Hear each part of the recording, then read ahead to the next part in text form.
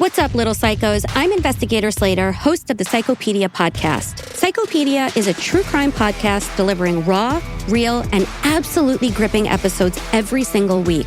I dig deep to uncover fascinating details of heinous true crime cases while exploring criminology and psychology theories. I take you into the absolute darkest corners of the human psyche, my favorite territory, and present cases like you've never heard them before. Follow and listen to Psychopedia everywhere you get your podcasts. If someone followed you around for a day, would they see somebody surviving? Or would they see somebody living with purpose? Because purpose isn't just about what you say, it's showing up how you decide, and what you choose, and in who you're becoming. Recovery changes habits. Faith changes identity. And identity changes everything. I am Brock, and this is Living with Purpose. Welcome back to Living with Purpose. This is episode 4, When Everything Fell Apart. I'm going to be 100% honest with you. This last month has been really rough. A lot of mental and emotional stuff has come up that I had buried for such a long time. And then on top of that, the last couple of days, I've been really battling a sore throat. So hopefully I can get through this and try to give it my best shot here. Before I get into that, though, I really want to start with something that I heard recently that has really stuck with me. Most people will spend their 20s building a life, building a career, and finding themselves. But people who go through trauma early on, they don't spend their 20s doing that. They spend their 20s healing, rebuilding, and sometimes just surviving. And a lot of times people feel like they're so far behind. Like somehow your timeline is off. But what they don't realize, you might be exactly where you're supposed to be. And if you find healing in your 20s or 30s, you may save decades worth of just coasting or even just surviving. This next phase in my life pushed me to limits that I didn't even know I had. Now, as far as timeline, this is a very short timeline. Most of this stuff took place between 8 and 9 months. We had gotten the news that we were going to get a job in Arizona. I was really excited to work for this post office, mostly because they had rural carriers where basically all they had. Now, within the post office, there's 2 types of carriers. You have your city carriers who carry the city routes and rural carriers who carry rural routes, kind of. Down there, they had all rural routes, even though it was very much a city. But I was super pumped for it because that's what I had spent majority of my time at the post office doing, was working with rural carriers. And so I knew that they got paid evaluation, which meant that they were going to just bust hell and just go home and be able to have really early days. They're motivated and that things are going to go super, super smooth. And so I thought, yeah, this is going to run really well. But boy, was I so wrong. Now, everything happened really fast. I got the job super quick. We moved down there very quickly, fixed up our house, and put it on the market. About a month after I moved down there is when my family moved down. But that first month was really tough, mostly because I missed my family. Now, don't get me wrong, there were some really, really good moments too. I was able to reach out to my brother, and he had a couch for me to sleep on during that month. I brought an air mattress down, but it was trash, and I was like, you know what, I'm just going to sleep on your couch. I'm going to be barely here, which I did not expect that I was going to be barely there, but that's exactly what happened. I also got to spend that time with my nieces, and honestly, I miss them like crazy. It was a lot of fun. I really, truly enjoy being an uncle. As I mentioned in previous episodes, it's one of the greatest joys of my life. And I'm always grateful that my family opened up their house during that time. But back to the job. It was definitely something else. My second day that I was working there, I did not get home until almost 2 a.m. This wasn't a job that I started at like noon or even 1 or 2 o'clock in the afternoon. I started at 9:30 that morning. I worked all day and into the night. Now, I don't mean to complain because honestly, there were carriers that were there a couple hours longer than I was. This is the one thing that they don't talk about government jobs. The reality is the system doesn't always care about their people. Being an entry-level supervisor, definitely you get crapped on from both sides. The people above you, the people below you, everybody's upset with you. We were able to be there with 2 other supervisors helping carry the load. That was for about a month and a half. And then that's when everything changed. It turned into 6 days a week, long hours, consistent pressure. I'd come in around 9 or 10 in the morning, and there were some days that I didn't leave until 9 or 10, and even 11 o'clock that night. It's a lot of unnecessary crap, I'm going to be honest. Reports, numbers, things that just slow so much down. And instead of letting people just do their job and go home, everyone has to stay late. Most carriers didn't get back till it was after dark, which in Arizona is actually pretty early. It's like 7:30. Like I mentioned, the hardest part about that was my family. I barely saw my kids. I would leave when they were still asleep or just waking up. And then I would get home and they were already in bed. The only constant time that I saw them was maybe lunches and then on Sundays. One of the things that I realized really quick though is I could not sustain this. Right before Christmas, I got a phone call from my mom. Someone close to our extended family had passed away. Now I knew exactly who he was. I had classes with him in high school, and he was actually just a month older than me. I'm not going to say that we were friends by any means. Just because we weren't friends didn't mean that the people that loved him and I loved those people, it was really rough to watch the people that I care about hurt so painfully.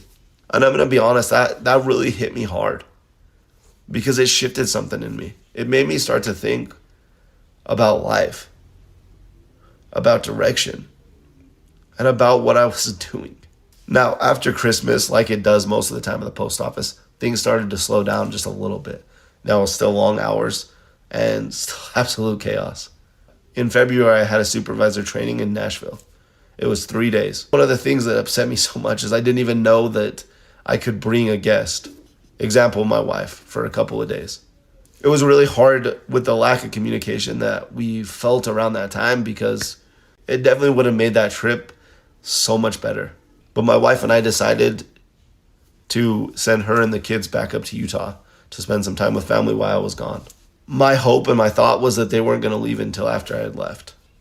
And I remember telling my wife, please don't leave until I'm gone. Because I knew where my head was. It was not in a good spot. Those few days were more dark than most of the days that I had there. It was really, really rough. I slipped. I started to feel really, really depressed. It tested me mentally and emotionally. There were thoughts that I really didn't want to have. I have never allowed myself to get that dark. But thoughts of just being done. And please don't take that lightly. I am trying to be as sensitive as I can about that. But it was a really rough time. What stopped me though was my family. Was thinking about my wife and my kids. Thinking about what they would have to go through with their dad not here. Then my thoughts turned to my mom, who had already lost her husband. Those family members that I mentioned earlier. And thinking about what the impact that would have on my siblings. Almost a scary thought, like almost my dad was like, look, dude, you can't do this. Here's a flash of what your family's gonna feel if you're not here. And I just couldn't do it to him. Looking back in that moment was one of the greatest lessons that I've learned. It's not about being perfect. It's about not giving up when things get hard. Because I definitely was not perfect in that season. Not even close. But I didn't quit. Sometimes that's just the difference. After I got back from Nashville, I really thought things were going to change. I thought that there was a lot of things that the upper management were going to make changes with, and I was really jacked up for it. The system wouldn't allow it. There was way too much disconnect and way too much resistance. And I started to realize that this wasn't going to get better. In March, we went to Disneyland. My mom had bought tickets for all of us for Christmas. That was really the only break that I got in the whole 8 months that I was there. And that full week off, it was a nice time to decompress, time to actually spend with family. And for a minute, I really thought I was going to be okay again. I got to be present, laugh with my kids, laugh with my nieces, laugh with my brothers, and just enjoy being a dad, a father, a son, a brother. But as good as that week was, really clear to me. That life that I was living in Arizona was not sustainable. I knew that I could not do this for the next 20 or 30 years. Coming back from that trip made work so hard to do. About a month after that, my wife had a really hard day. To give you just a little bit about that, she was coming off some medication. Her body was going through a lot. And to not have the support that she was so used to for so long was really, really hard. Things that she normally could manage were not becoming manageable. It was really hard.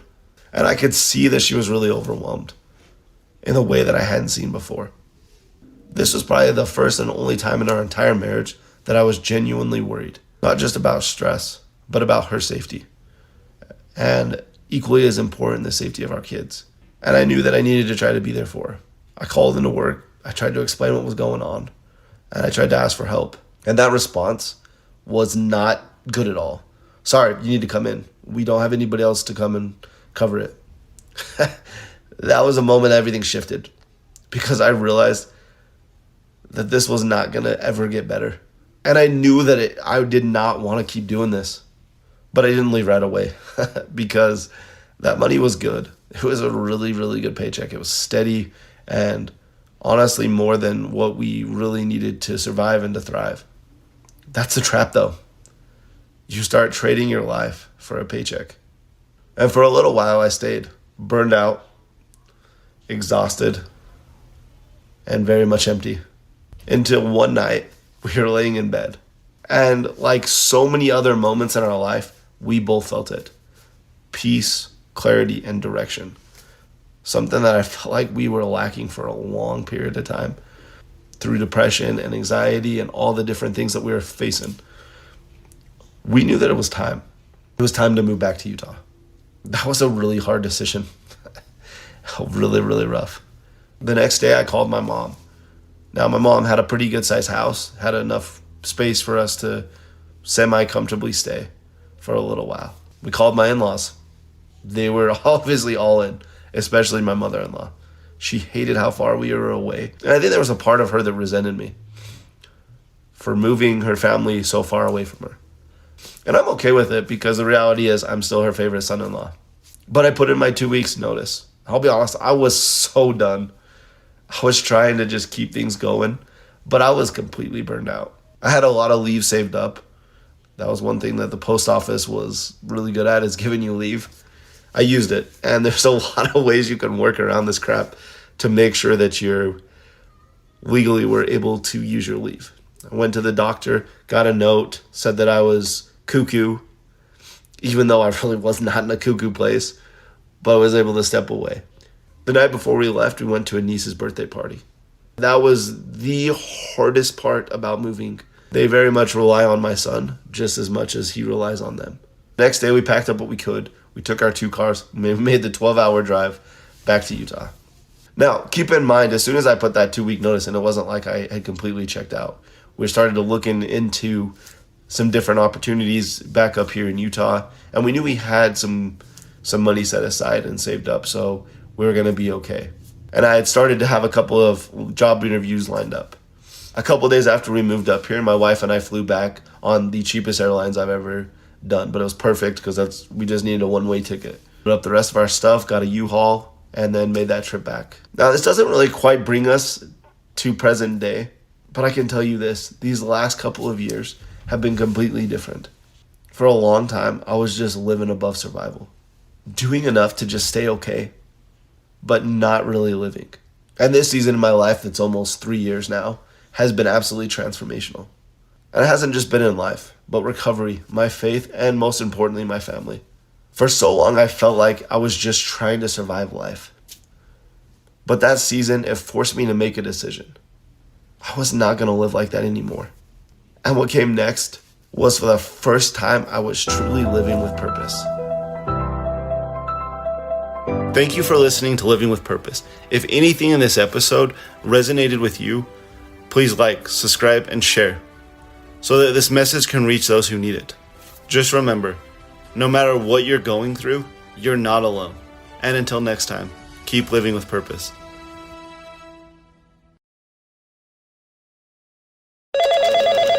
Spreadsheets, clunky software, 100 different logins just to run your business?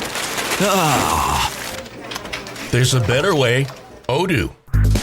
One simple, connected platform that handles sales, inventory, accounting, and more, so you can focus on growing, not juggling.